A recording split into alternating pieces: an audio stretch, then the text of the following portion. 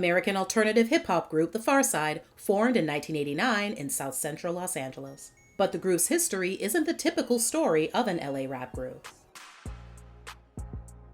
The original 4 members, all in their early 20s, come from several diverse LA area communities. Trevant Hardson, better known as Slim Kid Trey, is in fact from South Central, but Emandu Wilcox, better known as Imani, is from Compton. Derrick Stewart, better known as Fatlip, was raised in the Fairfax district, and Romye Robinson, better known as Bootie Brown, grew up in Pasadena. While attending community college, Slim Kid Trey befriended a guy who happened to be the boyfriend of the sister of future music producer J Swift. After Slim Kid Trey's friend brought him around the then 16-year-old J Swift, and his undeniable talent for making beats was revealed, J Swift then hooked up Slim Kid Trey, plus his friend Imani, with Bootie Brown, who was also a dancer, plus another young rapper, to form the group 2 for 2. They all moved into a rundown graffiti art decorated house together they dubbed the Pharcyde Manor, which became their headquarters. Ooh! Ah, the ghetto! The ghetto! The ghetto! They committed their time to honing their dancing, rapping, and production skills at a production house called SCU, or South Central Unit. Then Fatlip, who'd been doing his own thing performing at local clubs, joined in. Bootie Brown actually already knew him since he was once Fatlip's backup dancer. Also around this time, the group met songwriter, pianist, and music educator Reggie Andrews, who had a background working with many professional artists, including Rick James. He even schooled J Swift and called him his star pupil. He helped shop the group's demo around to different labels, but nothing was panning out. That is, until their future manager, Paul Stewart, who had worked for Cypress Hill, De La Soul, and House of Pain, came into the picture. Delicious Vinyl heard the group's demo, which actually included several tracks that would end up on their debut album, and signed them to the label in the summer of 1991.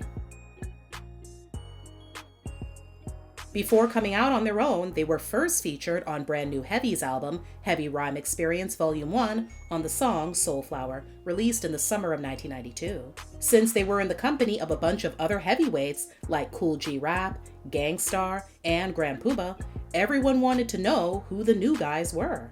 By that fall, Pharcyde's debut album, Bizarre Ride to the Pharcyde, dropped. It went gold and later became one of the most praised and influential hip-hop albums of the 1990s. The album mixes old-style hip-hop beats, samples largely drawn from the jazz world, and free-flowing rhymes. But the most important feature may be the skewed sense of humor, which places the Pharcyde more in league with Oakland's digital underground than such noted LA gangsta rap acts as Ice Cube, NWA, and Ice-T. The second single off the project, Passing Me By, became a minor Billboard hit, peaking at number 52 on the Hot 100. But on the rap songs chart, it shot to number 1.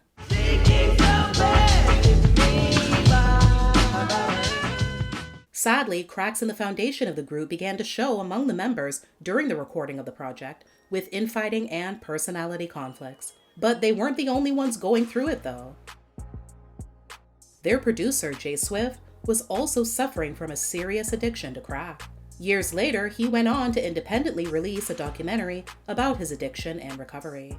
In 1995, the Pharcyde released their second album, Labcabincalifornia. The lead single, Runnin', became a hit, capturing the number 5 spot on the rap chart.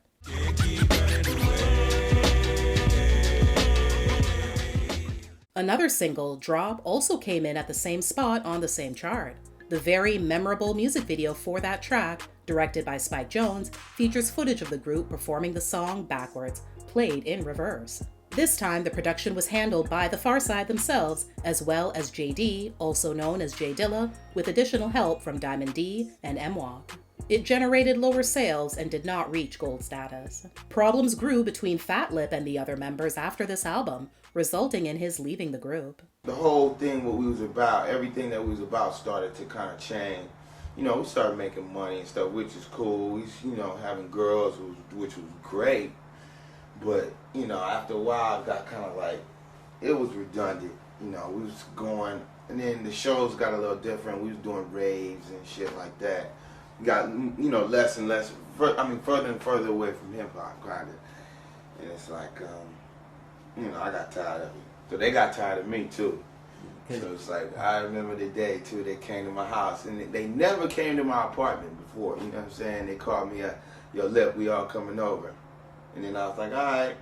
And then I knew it was something, you know, weird, because they never, you know, all three of them never came. You know, we never really kicked it after we started going on tour. Everybody just went their separate ways. So they came over. I knew it was something, you know, so that was it right there. That was like, you know, you should do your own solo album.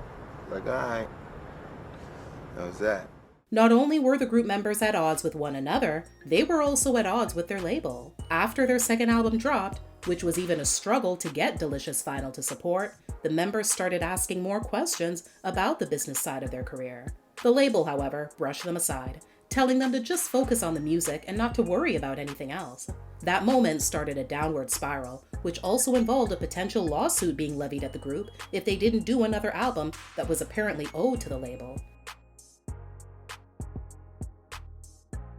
So when it came time to start working on that third album, things between the Pharcyde and Delicious Vinyl were extremely contentious. Not surprisingly, the Pharcyde was largely missing from the hip-hop scene throughout the late 90s. The group released their third studio album in 2000, titled Plain Rap. It received a lukewarm reception, both critically and commercially. Soon after the release, Slim Kid Trey, now going by his birth name, left the group to pursue a solo career. In 2002, he released his first solo album, titled Liberation. With only 2 members remaining, Bootie Brown and Imani continued with the group name and released Humboldt Beginnings in 2004. The album received even less attention critically and commercially than their last effort. This album, released on the group's own independent record label, Chapter One Entertainment, introduced Smooch Cat and Spaceboy Boogie X as new members, and Spaceboy Boogie X as producer to the group. It would become their last album to date. Fatlip released his solo debut in 2005, titled The Loneliest Punk. The following year, Trey's second full-length solo album, Slim Kid Trace's Cafe, was released. The Pharcyde and Souls of Mischief collaborated to form a supergroup called Almighty Mighty Pythons and released a single called AMP. There were plans to put out more material, possibly an album, but according to Imani, their schedules didn't align to be able to get it done. In the spring of 2008, it was announced that the Pharcyde would be reuniting for the annual Rock the Bells festival series. While many thought it would be the beginning of a permanent situation, the reunion was short-lived. The 20th anniversary of the Pharcyde's debut album came in 2012, and to mark the event, Fatlip and Trey teamed up with the album's producers, as well as their former record label, to play the album in its entirety at a tribute show at the Roxy Theater in Los Angeles. The performance was intended to be a one-off, but due to an overwhelming success and reception, the group began touring the show Bizarre Ride Live and working on original music under the moniker The Bizarre Ride. Trey released a self-titled collaborative album with DJ Newmark in 2014. The following year marked the 20th anniversary of their second album, resulting in a similar tour through Europe and Japan. Around this time, in an interview with White Label Radio, Imani, along with Bootie Brown, broke down the real reason for the group split, while discrediting what Trey said, who had done his own interview on the show several months prior. I'm gonna give you the real. The real is, he's my boy. Okay. He was in the group before. Yes. I know Romye. Romye knows Fatlip. Yes. Me and Trey didn't know Fatlip. Trey had a very big situation with Fatlip. He told me I cannot be creative with him. Fatlip is too negative. He called me and said, it's either Fatlip is leaving the group or I'm leaving the group. He's my boy, and we're like, dude, Fatlip would always walk around saying, man, we not a group, man. I'm gonna do my solo stuff. So and he was more accomplished because he had been rapping longer. We decided as a group to say, look, Fatlip, it's time to do your solo thing. And Trey was like, okay, boom. And then as soon as that happened, Trey went and got a solo deal, and he left the group also. So so the situation was, Fatlip was supposed to be out of the group, do a solo thing. We were supposed to continue the situation as the three, boom, and then Trey was supposed to move on. Trey got Fatlip out the group, and then he got left out the group. Why? Well, why he do that? Because that's some Buster shit. In the summer of 2022, Fatlip released his second album titled Torpor. It features the Pharcyde on the track My Bad. While Fatlip hyped it up as a long-awaited reunion of the original foursome, Bootie Brown told Rolling Stone that the song was lifted from another project because he never recorded it for Fatlip's album. He added that he felt confused and taken advantage of. Later that same year, Imani, Trey, and Fatlip launched a 30th anniversary of Bizarre Ride tour, performing as The Pharcyde, spelled differently, formerly of The Pharcyde. In an interview with Unique Access Entertainment, Fatlip spoke candidly about how he ultimately tackled his inner demons and moved past them. I stopped drinking. And I started taking my craft more serious. This is what I like to say. There was a period where myself and Jay Swift, we had what I personally coined the Jim Morrison complex. It's when you think that being a tortured soul artist is how the only way that to be a good artist. Like a lot of times I used to look at artists like Jim Morrison and Jimi Hendrix and shit, even Old Dirty Bastard, and be like, yo, I want to be like that. I romanticize about being that tortured, like, Kurt Cobain on drugs and shit like that. And I wasn't even on drugs like that, but I wanted all of that. I just wanted that vibe. And then when I realized you could actually be creative and make money and enjoy your life as an artist without all of that, then things changed for me. In that same interview, the members also touched on why they changed the spelling of their name. What's the deal with the way you guys are writing a name now with FAR space SIDE, all the different names over the years? Why is it always changing and evolving? The reason why is because Bootie Brown basically registered the name Pharcyde. He registered the name Pharcyde in 2012. Oh, wow. To himself. Like and so when we started doing these shows, we obviously the name is important because, it has to go on the bill, on the marquee. And when we started doing these shows, we didn't want to use the name Pharcyde because we didn't want any problems because, we've been fighting over this name for quite some time.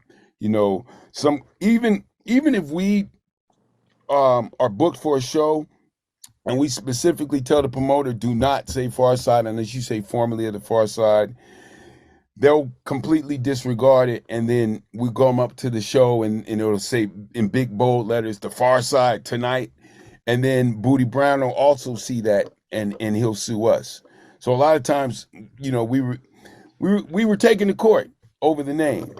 And so with this tour, when it was Imani, Fatlip, and Trey, when we decided that we was going to start touring for the 30-year anniversary, we got with a lawyer and we were trying to figure out the best name to use. And, we had to consider, the promoters and how they're going to sell tickets, because we know people want to see the Pharcyde. That's what we're selling.